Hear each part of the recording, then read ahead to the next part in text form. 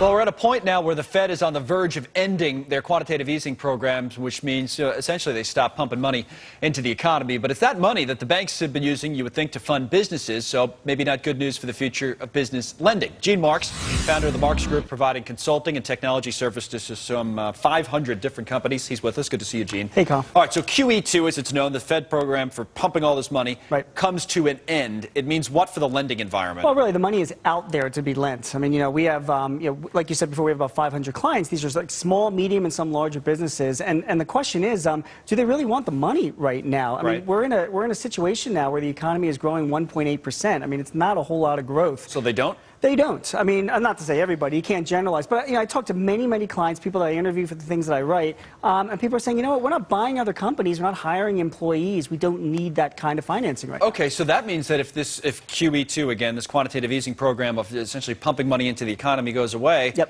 might not make much of a difference if the demand wasn't there to begin with. That's exactly right. And I'll tell you something, if you look at the Fed's balance sheet, I mean, it's absolutely huge, the amount of reserves that are on account right now for banks to lend out. So when I hear, business owners saying like, oh, the credit environment is bad, it's not the credit environment is bad. Now, the banks have gotten more due diligence. They are a little bit more restrictive in who they're lending the money out to. But I got to say, if you qualify for loans, you can get them, but the demand isn't there. I wonder if Federal Chairman Bernanke looks at this and says, we have a lot of reserves on account right now. I'm not sure I want a whole lot of money flowing into the system because that can cause inflation. That could be, yeah, and it doesn't want to see an inflationary environment. But at the same time, you do want to boost demand a little bit, or you want to get the economy going in a way that would boost demand.